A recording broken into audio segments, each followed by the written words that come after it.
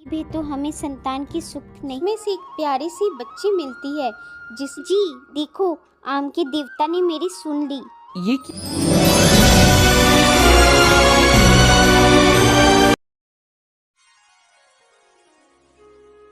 आजमगढ़ नाम का एक गांव था जहां पर पेड़ों से आम की वर्षा होती थी और कहा जाता था उस गांव में आम के देवता रहते थे, इसलिए वहां पर भगवान के साथ साथ आम देवता की भी पूजा होती थी और वहां के लोग किसी भी काम की शुरुआत आम खाकर करते थे।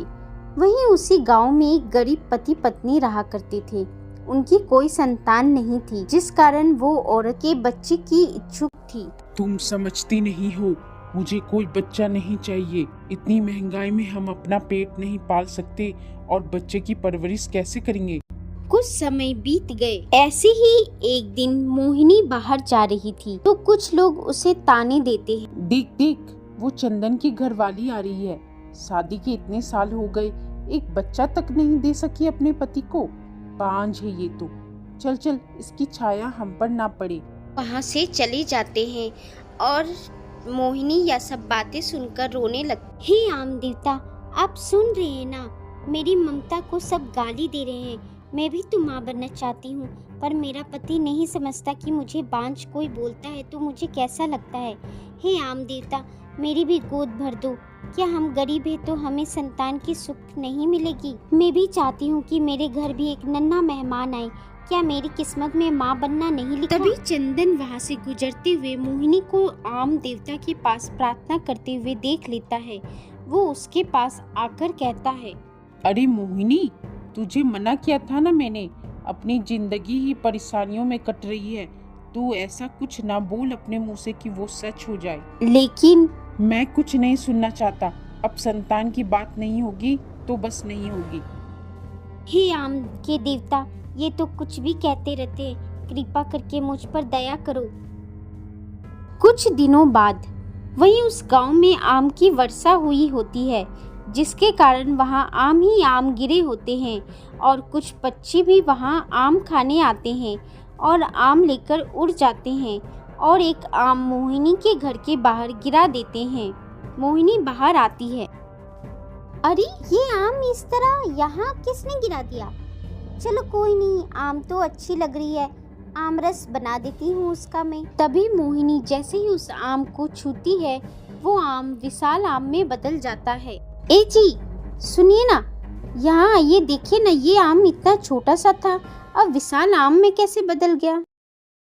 चलो इस आम को काट कर देखते हैं। फिर मोहिनी ने जैसे उस आम को काटा, उसमें से एक प्यारी सी बच्ची मिलती है, जिसे देखकर मोहिनी बहुत खुश हो जाती है। जी देखो, आम के देवता ने मेरी सुन ली। ये क्या बेहुदा मजाक है मोहिनी। मैंने कहा था ना कि भगवान से ऐसा कुछ ना मांगना जिससे हमारे जीवन में कुछ दिक्कतें आ जाए। अब तुम खुद संभालो। फिर चंदन वहाँ से चला जाता है और मोहिनी रोने लगती है। अब मैं क्या करूँ? इस बच्ची को मैं अकेले कैसे संभालूं?